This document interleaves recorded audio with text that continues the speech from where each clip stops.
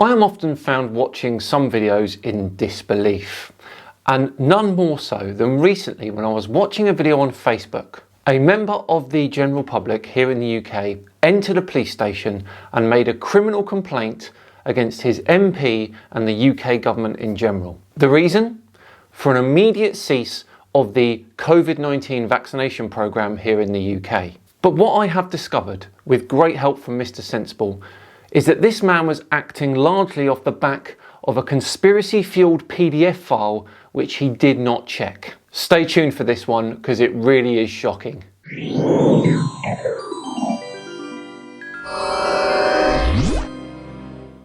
Hello all and welcome along to another episode of Tinfoil Tuesday with me, Simon Dan. Thank you very much for joining me. Before we begin today, a quick shout out to my other channel, my running channel. It's called Runman Dan. I know, good name. I recently completed a 50-kilometre race. The full video of that is on the running channel. Link is in the description. Please do go and check it out. Right, back to today's video where a man called Mark Sexton is making some waves on Facebook and getting quite a few followers with his anti-COVID vaccination push. He's already amassed about 20,000 followers on Facebook with nothing more than old debunked nonsense and really poor evidence. Let me be clear here. I'm extremely passionate about this one and he needs to be stopped. So please do like the video now. I'll post a link to his Facebook page. As many of his followers as possible need to see this. Now let's join Mark as he sits down and about to make his criminal complaint at the police station. What I want to do today is I want to report a criminal offence of misconduct in public office. Okay. It's against a Warwickshire Member of Parliament. Okay. What's happened is, as a result of the coronavirus and the Coronavirus Act, I've started to do a little bit of research, a lot of research. Oh, here we go. Research, that old chestnut. And I found this information that there are now, this is from the government website, there's 1,295 people have died as a result of the vaccine. Now, this is not necessarily true. What Mark is referencing here is the UK's yellow card scheme. Now, the yellow card scheme, if you're not familiar with it, is where you can report suspected side effects to medicines, vaccines, herbal and complementary remedies. The thing with this yellow card scheme is there's not always a direct link between the side effect and the medicine or vaccine or whatever they're reporting on. If Mark is going to quote that as being from a government website, then why didn't he quote this as well as a caveat? The nature of yellow card reporting means that reported events are not always proven side effects. Some events may have happened anyway, regardless of vaccination.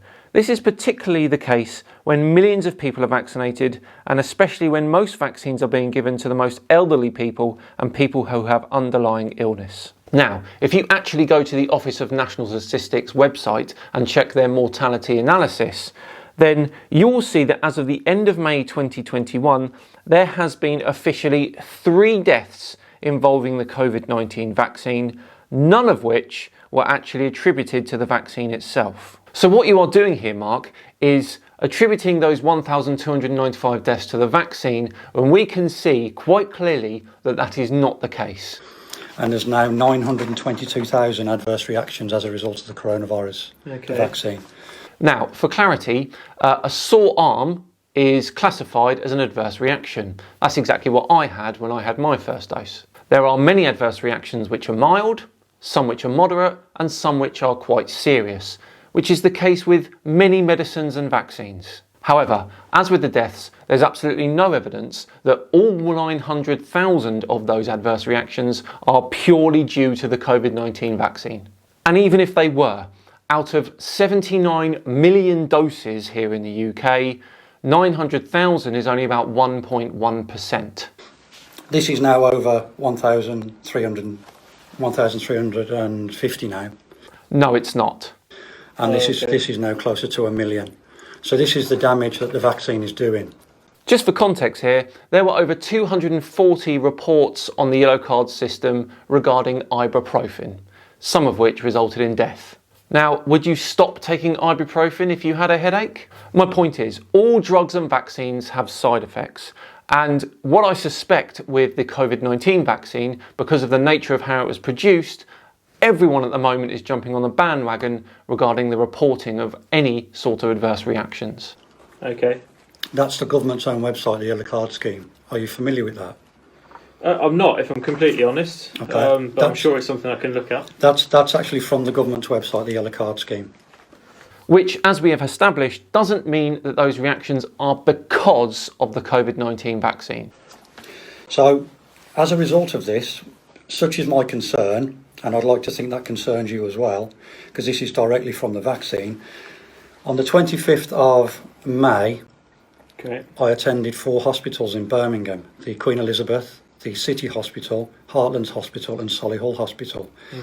I attended there because I was given information that the PCR tests are contaminated. Information sounds legitimate. And they contain a substance called ethylene oxide, which is a dangerous gas. Ethylene oxide is used to treat the swabs. Yes, it helps keep them sterile. However, ethylene oxide is a gas. It does not stay on the swabs. Lithium, which is a dangerous substance unless it's prescribed by a doctor, and hydrogel. I reported this matter here to Leamington Police on that day. Incident 181 of the 25th of May refers. You reported this to the police. With what evidence? Your information. That was forwarded on to Special Branch by PC Clay and Sergeant McMurray. Trent McMurray. Okay. Yeah. It's Murray or McMurray. Trent. Sergeant. Yeah, Trent. Sorry, I know who you mean. Yeah, I know sorry. who you mean. And they passed it on to Special Branch because I made the allegation that this is a terrorist attack against us. And this is where we're getting into very dangerous territory. He's whipping up a storm off the back of what? Where's the evidence? As a result of what is in these PCR tests. From there I went to the 4 hospitals to make them aware that I had serious concerns about the PCR tests. I showed them the literature, they looked at the literature and they have passed it on to their relevant heads of departments. Literature, which I'm afraid, Mark, is going to be your eventual downfall. Mark goes on to recite a letter that he sent to Vaccine Minister Nadim Zahawi. My name is Mark Sexton. I am a retired police constable from Birmingham. I am making contact in order to bring to your urgent attention some very disturbing facts and information that have come to light over the last few days. Facts and information which I'm afraid you can't corroborate, Mark. On the 31st of May 2021, a report was released onto the internet by a Dr. Brian Bridle from Canada. In the audio and the video, he is expressing some serious and grave concerns surrounding the vaccines for COVID-19. So just check that's still recording. Yeah. This is a direct quote from his audio. We screwed up. We didn't realise the spike protein is a toxin. Does this mean everyone vaccinated is manufacturing their own spike protein in their own bodies? He goes on to say, the spike proteins travel to the brain, the heart, the kidneys and the ovaries. This is going to cause serious problems for every vaccinated person. All you need to do regarding this Dr. Byron Bridle and his claims is to research it. Within seconds of researching this, you can find that his claim has been debunked multiple times over. Crucially, his claim fails to take into account the key differences between the spike protein produced by the COVID-19 infection itself and those produced by the vaccine. Let's all take stock here for a second. Over the last 8 months, there has been over 3 billion doses of the COVID-19 vaccine administered worldwide.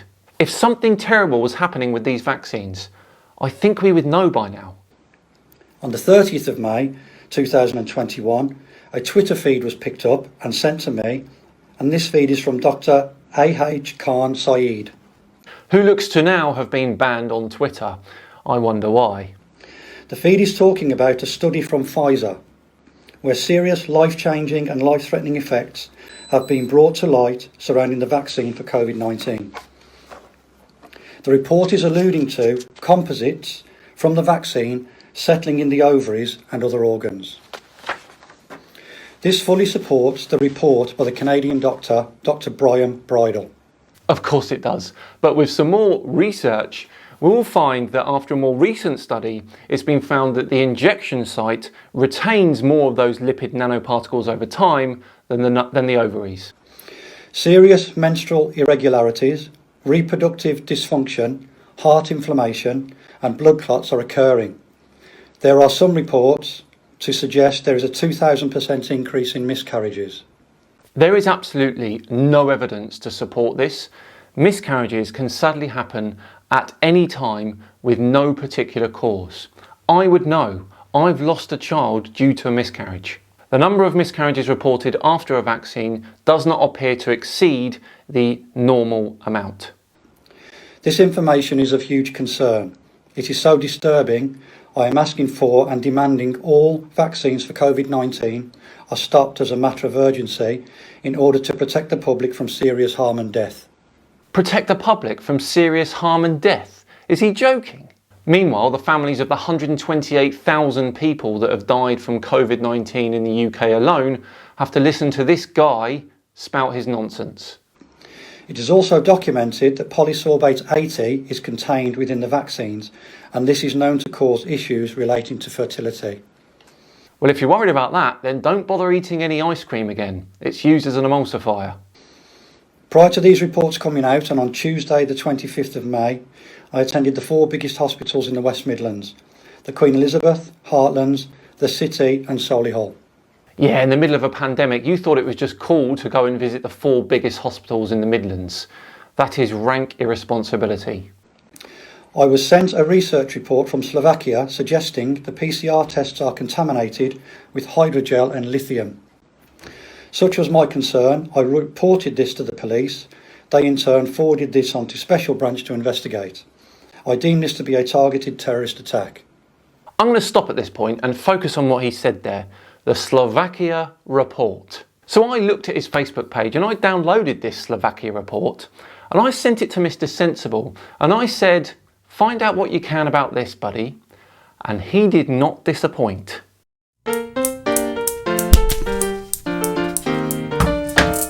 Mr. Sensible, Mr. Sensible, bring me some cheese and get me home. Dan, you could have sent an email. Never mind that. What did you make of it, matey? A really nice paper aeroplane? Or I could just do some research. This is a most unusual document. Analysis of test sticks from surface testing in the Slovak Republic, confirmation of genocide. Doesn't really look like the title of a scientific paper to me. There's no authors listed and no abstract either. It says this analysis took place in an unnamed hospital laboratory from Bratislava. Ooh, conspiracy already. And that the swabs were from sets used in surface testing. From this information, it is clear that test sticks are a criminal tool of genocide in the population of Slovakia, a worldwide, thoughtful and carefully prepared event.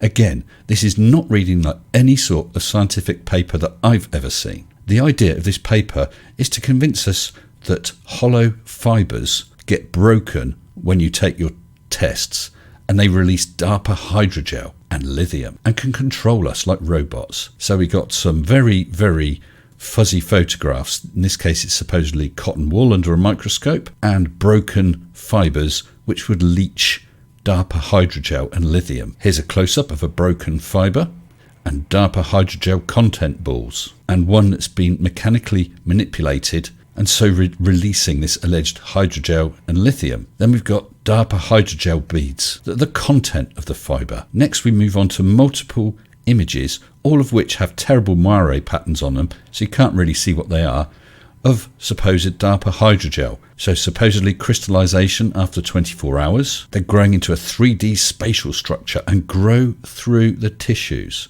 I had a look for DARPA hydrogel crystals and found nothing. Hydrogel, though, is a real thing. Hydrogel is a cross-linked hydrophilic polymer that doesn't dissolve in water. It's absorbent and yet maintains well-defined structures. Basically, you can think of it as a squishy scaffolding that you can put in medicines or whatever, which would then be released over time. DARPA hydrogel crystals grow under the microscope in the direction of the magnetic field.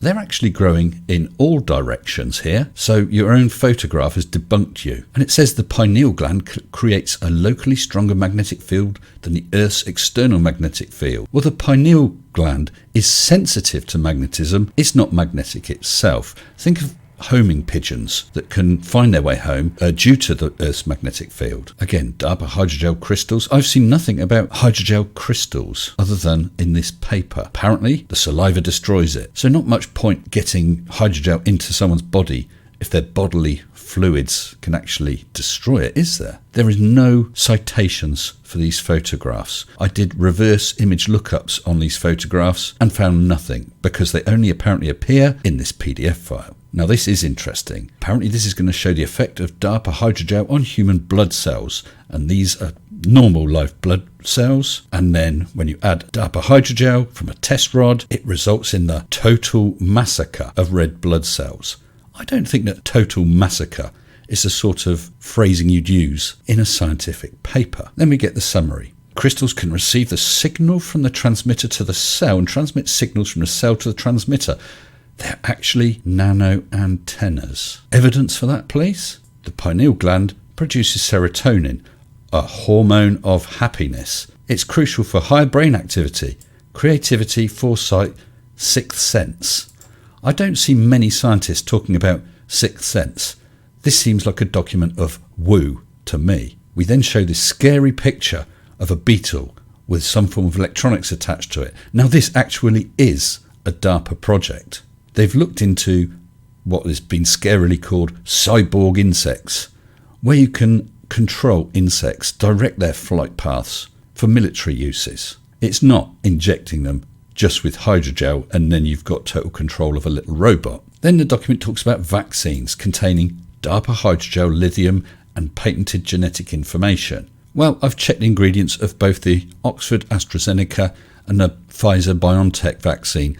There is no hydrogel in them and no lithium either. And while we're at it, there's no formaldehyde, aluminium or thimerosal in it either, ethyl mercury. The dream of the dark forces around Bill Gates is to force these mutants, for example by vaccination, to regularly update as a computer program. Yeah, we are definitely talking conspiracy nuts here. How many scientific papers are you aware of that have PS in them? And lastly, we have a whole bunch of links. Well, I checked out all the links. One went to an unsafe site. Many of the links were dead. Other links went to random articles about the usages of hydrogel and lithium. Nothing was of concern. No direct source for this document is quoted, so I had a look at the metadata for the PDF, and it names the author as Sri Visvamitra. So I looked him up. Thankfully, with such an unusual name, it was easy to find the guy. Here he is, Sri Visvamitra. Apparently he earned a BS in mathematics and physics from Central Missouri State University. This is definitely the right guy. As I reported recently, there are many people noticing their bodies become magnetic after receiving the injection. Now we have microscopic evidence that red blood cells are being damaged by the injection. Yeah, this is definitely the right guy. I did some further digging around trying to find the source of the document. Analysis of test sticks from surface testing in Slovak Republic from the Goloka project. Looking up that, Goloka sanctuary communities, who do we have? Our old friend Sri. It's all tying up. And further digging around their websites, returning to Goloka, let's just double check. Yep, we got Sri there. And what do we have? The Great Global Deception, Earth Curve Calculator, and Flat Earth.